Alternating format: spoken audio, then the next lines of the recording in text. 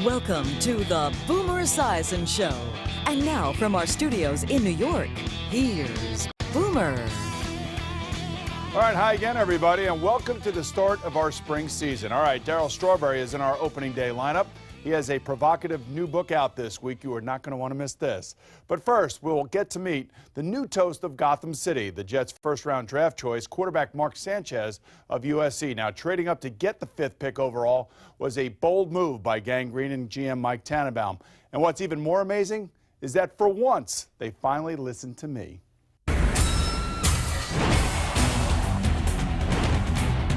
Sanchez, quick throw, perfect throw, touchdown. My first priority would be to try to trade up for quarterback Mark Sanchez. Sanchez, holy cow. He is the best quarterback in the draft.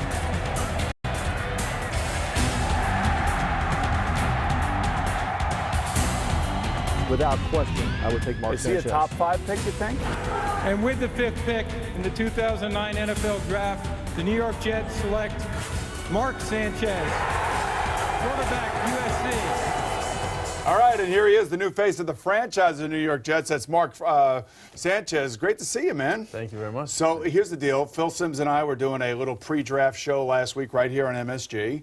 And as you heard right there, I said, you know, if I'm the Jets, I have to trade up to get Mark Sanchez. Phil went to one of your workouts. He came back gushing about you because Phil's a hater normally. He doesn't like anybody. That's what I've heard. And I think, you know, all this stuff that the Jets did to check you out and everything, I think they watched our show last week and they decided, you know, if those guys are going to be on board, we might as well go and take them. So, Must have been you guys. How exciting was that for you? Oh, this is the best. I couldn't have scripted it any better. I'm very happy. And have you ever been to New York before all of this? Not really before the draft process. So this is it's a whole new world for me, but I love it. All right. Well, here, let me just tell you about something here. You and I have been waiting here now for you for 2 hours. Okay, you were late 2 hours because you got stuck in the Lincoln Tunnel. Am I right? That's absolutely all right. right. Well, you know, now you just got to get used to the traffic around here and realize you got to give yourself some time. Okay. I guess. All right. So you're coming to the Jets and you're sitting there on draft day. Did you have any inclination that they were going to trade up to get you? I didn't know that they would trade up that far. I talked to my agents, and they said, you know, maybe around 8, maybe a little later, teams might start trying to trade up, especially the Redskins, things like that. But I had no idea. And once Seattle, I mean, everybody had said Seattle. Right. So I'm kind of waiting around at that 4th pick. Boom, they went with the linebacker Curry. So after that pick, I was like, okay, you know, I'll kind of hang around until 8, and I walked out of the room where my family was and kind of went to another room where there was another TV, took off my jacket and just kind of relaxed for a second and trying to take everything in, you know, thinking the worst, hoping for the best, who knows what's going to happen. And I felt like I was in there for, you know, at least 2 picks, and, it was only like 4 or 5 minutes. Right. So the Browns, their time's running down on the clock, and, you know, from now, you know, once everything had happened, I heard from Mr. Tannenbaum. He said, yeah, we didn't know until like 2 minutes before, you know, right before we, okay, we trade the pick. Okay, we got 30 seconds. Hurry up or we're going to lose our pick. So I got the phone call, the 973 area code at the facility.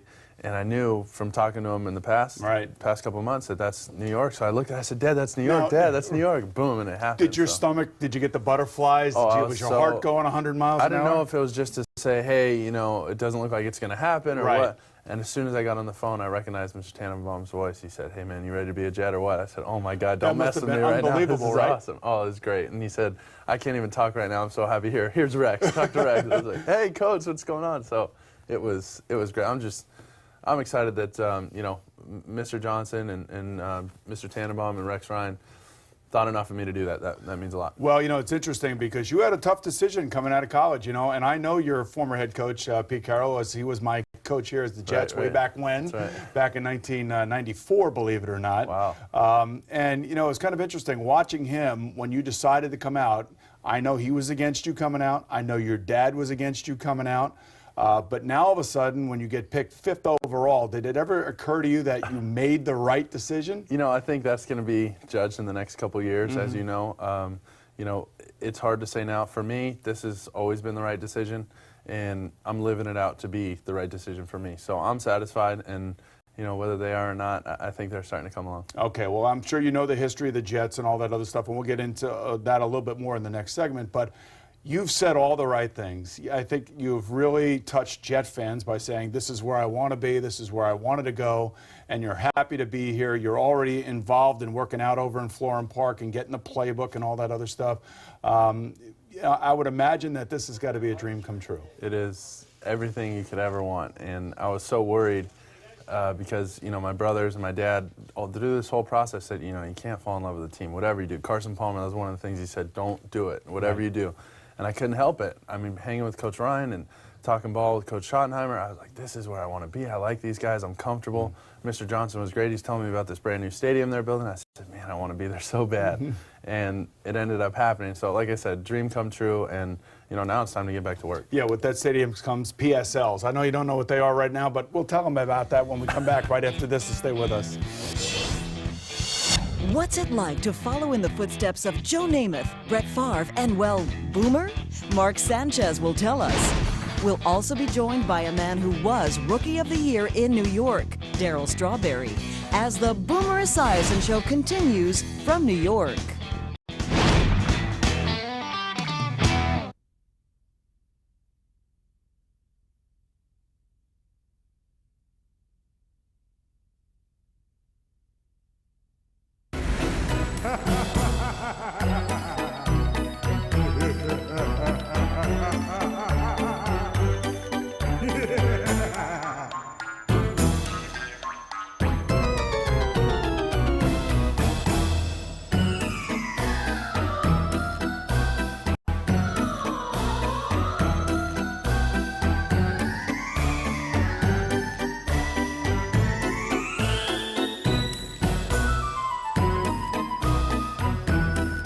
Yeah, all right, welcome back. I see you looking at that videotape. There's a lot to look at there, isn't there? Short years. Well, listen, I want to be the first to welcome you as the president of the Alumni Quarterback Association for the Jets. Welcome to the Snake Pit. Thanks. Do you have any idea what you're getting into? Do you have any, like, understanding of Jet history or any of that stuff? Not too much. I'm just getting my feet wet here. All right, I will say this, that when you win here, there is nothing like it. It is the greatest place in the world to win, but if you lose here, it's a tough spot. Boy. Now, let me just tell you exactly how important you're going to be to this franchise. Already on the back page of the paper, a local sporting goods store has got your jersey for sale. How about that? There we go. I mean, you relish the pressure, though. I mean, I sense that you're a big-time quarterback at USC. You played for a great coach in Pete Carroll. I mean, that couldn't have been easy, you know, following in the footsteps of Matt Leinart, of Castle, even though Matt Castle didn't play there, Carson Palmer. There's some long history there of great quarterbacks, especially in the recent history. That's right. It's a pretty special quarterback fraternity there. And like you said, they expect a lot from the quarterbacks. They put a lot of emphasis, one, in the offense and protections, things like that. But just in the media, people want you readily available. They want to know what happened, why you lost. They want you to point out what happened and who did something wrong. You know, it's difficult, but with that, you know, kind of preparation and experience, I think that'll help in this large media market. When they sat down and interviewed you, and I guess they were going over your strengths, your weaknesses, if somebody asked you straight up from a football perspective, first and foremost, what are your strengths? I think throwing on the run, a deceptively strong arm, you know, and then my footwork in the pocket, you know, getting in and out of that 5-yard box, making, you know, one quick movement and making the throw down the field, not just in rhythm all the time, and then making a play when we needed one, throwing the ball down the field and things like that, taking a shot. And then the intangibles have been huge for me in this draft process and will continue to be throughout my career, just the leadership aspect, you know, the charisma, you know, being excited all the time and showing my passion, just my emotions run high, you know, during the game, and it's obvious. You know, I'm smiling, I'm happy, but at the same time, you know, when somebody asks my weakness, the first thing I'll say is, hey, look, I'm really tough on myself, like bad, you know, I want it right all the time, just, you know, just like any quarterback, but, you know, it's important not to let those negative emotions show. Now, you've been over to the Jet Park for a couple days, I'm sure. You've been working out over there. I'm sure they've given you the playbook as well? Something like that. They can only do so much right now. So Sunday, I got a chance to look at, you know, some of the stuff there, but it was really not football related. They just gave me a tour of the facility, and then these last few days I've been working out on my own. So over at Columbia and at a high school and stuff like that, and the guys there have been nice enough to show up and and work out with me. So I can't really have any contact with the coaches But yet. now you'll have a rookie minicamp that's coming up, right? And that will be your first official contact? Yes, sir. All right, so you're looking forward to that. Can't wait. I mean, and you really haven't met any of your veteran teammates at all, have you? Just a couple, and I put in some phone calls to some of the guys, so it's been good. And I would imagine that the relationship between you and Kellen Clemens is going to be pretty interesting because, listen, you're the bonus baby. You're the guy that's going to come in. You're going to get a huge contract. You know that. That's good for you. And I always say that for the first guy, that first contract is going to make you rich. It's the second contract that validates you as to whether or not you're going to be a great quarterback in this league. Have you thought about the relationship with Kellen Clemens? Sure. I called him on draft day and just said, hey, man, I'm looking forward to working with you. We have the same agent, so I'd met him before, which, you know, kind of breaks the ice on our own and doesn't make it so awkward, you know? But he's great. He's a first-class guy, just a hard worker, and he said, hey, look, we're going to have a great time, man. One of us is going to play. We'll figure it out later. We'll let the coaches decide, but this is going to be great. We're going to learn from each other. We're going to have a great time. We're going to compete, and we'll both get better. The team will benefit. So have you ever been to the Meadowlands? I guess where you will play your home games at least this year.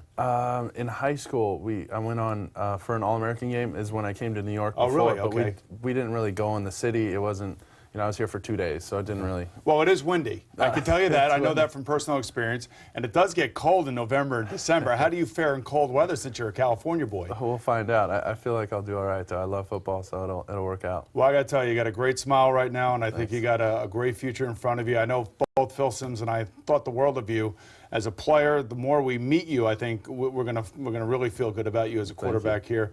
It's not going to be easy. Don't expect it to be easy. And I know there's going to be some tough times ahead, but I think you're going to do just fine. So thank you for coming on, and I wish you the very best of luck. Really appreciate it. Yes, sir.